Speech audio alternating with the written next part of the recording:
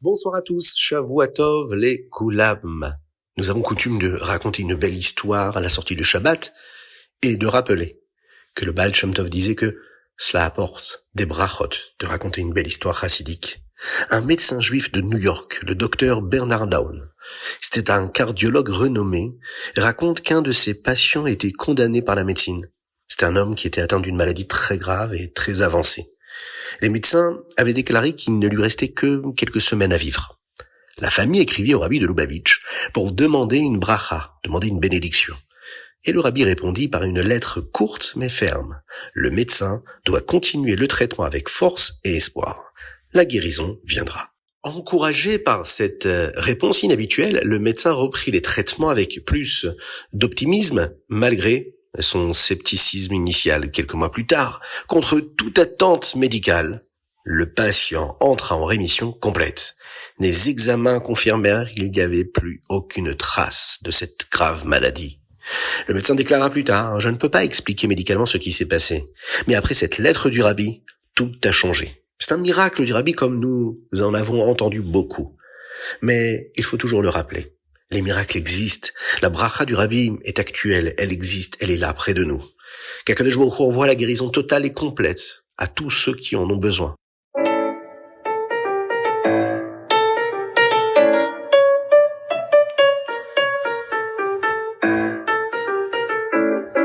Bienvenue à tous, on est tous ensemble pour partager le Chitat du jour. Aujourd'hui, nous sommes le Shvi'i, le 7e jour de la semaine de la Parashat Yitro, et nous sommes le Chaf Shvat, le 20 Shvat, 5786.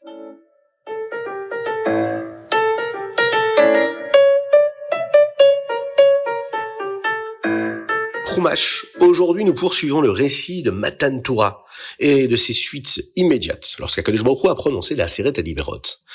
Un phénomène miraculeux s'est produit. Le Ham Israël pouvait non seulement entendre, mais aussi voir les paroles de Dieu. Cette expérience était si puissante qu'ils ont tremblé et se sont reculés loin du mont Sinaï. Les malachim, les anges, sont alors intervenus pour les calmer et les ramener vers la montagne. Après avoir entendu les Aseret Adiberot, le Ham Israël a demandé à Moshe Rabbeinu de leur parler directement. Bien qu'ils aient pu entendre Hachem, cela a nécessité un miracle constant et ils souhaitaient désormais entendre la parole divine d'une manière que le corps physique, le gouffre, puisse supporter naturellement cette Gdusha, cette sainteté. Moshe Rabbeinu les a rassurés en expliquant que cette crainte-là était bénéfique, car elle instille la Hirat Shamayim, la crainte de Dieu en chacun d'entre nous. Hachem a accepté la demande et a demandé à Moshe de parler seul au Ham Israël. Il est donc monté en haut du mont Sinaï, hors Sinaï. Il a pénétré dans la nuée, et tandis que le peuple, le Ham Israël, se tenait à distance, il entendit ce qu'Akadosh Baruch Hu avait à lui transmettre. Plus tard, lors de son ascension de 40 jours, Akadosh Baruch Hu a chargé Moshe de rappeler au Ham Israël et qu'ils avaient été témoins de la parole divine. Ils devaient être extrêmement vigilants pour ne jamais tomber dans la Avodah Zara, ni imaginer qu'Hachem a besoin d'une quelconque aide. Dieu est seul.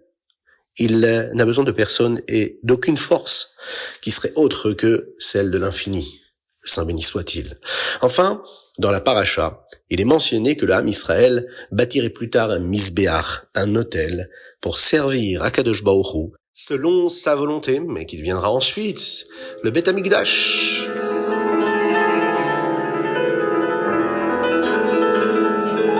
Teilim. Aujourd'hui, Yom Chaf, nous lisons du 97 au 103, c'est-à-dire du Teilim Tzadik Tet jusqu'au Teilim Kouf Gimel. Voici les premiers et derniers versets du premier chapitre d'aujourd'hui, le 97. Hashem malach tagel haaretz ismechu hihim rabim. En français. Hashem malach tagel haaretz, quand Akadosh Baruch Hu montrera sa royauté, le monde sera dans l'allégresse. Ismechu hihim rabim, les nombreuses îles se réjouiront. Et le dernier verset qui dit Simchut tzadikim b'Hashem ve'odu lezecher kodsho. Simchut tzadikim b'Hashem, réjouissez-vous en Dieu, vous les justes. Ve'odu lezecher kodsho.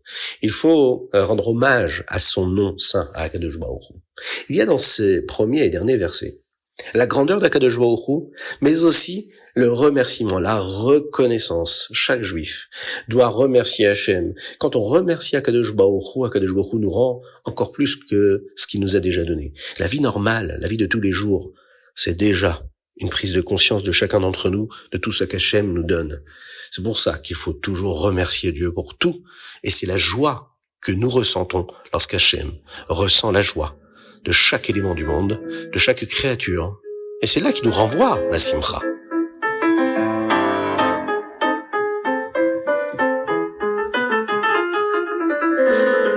Tanya, l'Ikutei Amarim, Perek Rav Vav. Le Rabbi Shneur Zalman souligne l'importance capitale de servir Akadosh Baruch Hu avec simcha. Nous venons d'en parler de la joie. Bien que nous ayons appris une méthode courte pour servir Dieu, qui karov elecha adavar meod, nous l'avons dit, c'est un chemin qui est en réalité, qui pourrait nous paraître long, mais qui est en réalité court. C'est un chemin long, mais court, c'est ce que le Tanya nous donne comme conseil. Lorsqu'on réveille l'amour caché et la force de Messirut Nefesh, eh bien cela devient inefficace si l'on sombre dans Chas v'Shalom, la déprime ou la tristesse. Le Yetzer Hara va profiter de la tristesse pour nous convaincre que les mitzvot ne valent pas l'effort. Rabbi Shneur Zalman ici utilise une métaphore physique. Imaginez deux lutteurs. Même si l'un est intrinsèquement plus fort, si lui est paresseux ce jour-là, le jour du combat, s'il est lent, s'il est découragé, il sera vaincu par le plus faible, qui lui est agile et déterminé. En réalité, notre Yetzer Hara est le plus faible. Ce qu'il faut savoir, c'est qu'avec Akadosh Baruch Hu, avec son aide, et l'amour que nous avons pour lui, nous devrions gagner facilement. Mais pour cela, il nous faut de la simcha. Sans joie, nous perdons notre avantage. Sans joie, nous sommes comme ce lutteur qui est fort, qui a toute la puissance, et qui a même une plus grande taille que le petit lutteur, celui qui est faible. Mais puisqu'il est paresseux, il n'arrive pas à se battre. Il en est de même pour chacun d'entre nous. Il faut garder la joie, puisque la joie, c'est celle qui nous permet de gagner le combat. Il existe un temps pour ce que nous appelons la merirut, et non pas la hatzut, puisqu'il y a une différence entre la tristesse et l'amertume. La hatzut, la tristesse, est à bannir totalement dans le comportement d'un juif. Peu importe ce qu'il arrive dans l'existence, un homme n'a pas le droit d'être triste. Il y a parfois de l'amertume, de la merirut face à l'état spirituel dans lequel on peut se trouver. Mais ce sentiment-là est temporaire et constructif. Il doit mener à une réparation qui va aboutir à une joie encore plus grande. Mais en dehors de ces moments précis qu'on va réserver pour faire tchouva, eh bien la joie est le seul moyen de garder le contrôle de notre vie. Le Rabbi conseillait souvent à ceux qui manquaient de joie de consulter le Mafteach Inyanim du Tanya sur ce sujet. Nous entamons ici une série de chapitres qui nous donneront des conseils contre la hatzvut, contre la tristesse, contre la dépression, et nous ferons découvrir deux types de joie. Juste à temps pour arriver, vous allez le voir dans quelques jours, parce que ça arrive très vite, le mois de Hadar, Chodesh Hadar, qui nécessite beaucoup de simcha, que nous devons déjà entamer dans notre vie de tous les jours.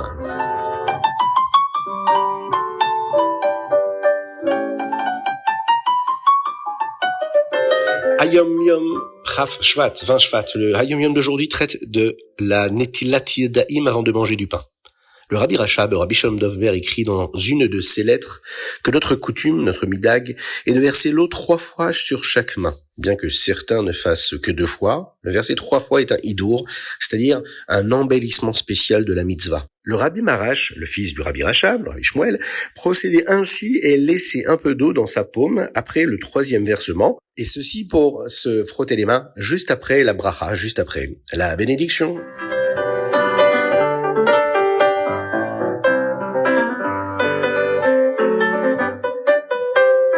Rambam, Ilchot Yesodei HaTorah. Nous allons entamer aujourd'hui les toutes premières lois du code du Rambam. Dans le premier chapitre, ici, on nous dit le fondement des fondements, savoir qu'il existe un Hachem unique, un Dieu unique, qui est créateur et maître de tout. Rien ne peut exister sans lui. Et bien qu'invisible, il est éternellement présent. Deuxième chapitre. Comment atteindre l'amour, la hava, l'amour d'Akadosh Baruch Hu, comment atteindre la hirat Hashem, la crainte de Dieu? Eh bien, en méditant, le Rambam nous dit sur la grandeur de sa création. Plus nous comprenons son œuvre, et plus notre désir d'agir comme un juif doit le faire grandir. Chapitre 3 ici, nous parlons du cosmos. Le Rambam décrit les niveaux célestes, la lune, les étoiles, les planètes. Étonnamment, il explique que les astres sont conscients de leur créateur et chantent ses louanges. Cette connaissance-là des merveilles de la création, Maaseh Hashem, est un outil direct pour nous aider à aimer Dieu et à craindre Dieu tous les jours de notre vie.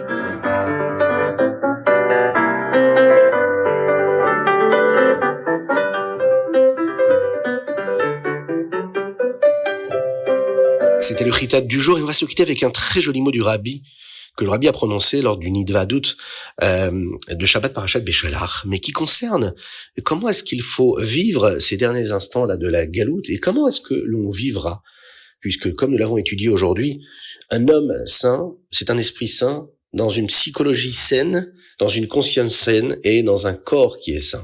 Tout ce qui se produira à l'époque de la Géoula est le fruit de nos actions durant la galoute. Prendre soin de la santé de notre corps pour servir à Kadosh Baruch Hu aujourd'hui prépare la révélation future de la Gdusha, de la sainteté du corps. Actuellement, nous considérons la Neshama comme la partie principale de notre vie car elle donne la vie. Un corps sans âme ne peut vivre. Cependant, les Hatid Lavo dans le futur, les choses changeront. C'est-à-dire que la source spirituelle du corps d'un juif est en réalité plus élevée que celle de son âme à cette époque. On verra que le gouffre deviendra l'élément principal. Il n'aura plus besoin de la vitalité de l'âme pour subsister. Au contraire, c'est la Neshama, l'âme, qui recevra sa vitalité du corps. Le corps n'aura plus besoin de nourriture ou de boisson, car sa propre force vitale sera autosuffisante. Le Rambam, d'ailleurs, précise qu'un juif ne doit pas soigner son corps simplement pour être en bonne santé physique, pour avoir une apparence qui pourrait paraître belle selon les codes de la société, mais non. Mais dans le but d'avoir un instrument sain pour servir Dieu. En agissant ainsi avec cette intention, cette belle kavana, eh bien, nous transformons notre vie, nous transformons notre qualité de vie, notre hygiène de vie en une action de Gdusha, et nous nous préparons à voir la splendeur réelle de ce corps juif lors de la venue de Mashiach Tzidkenu, Bekarov Mamash.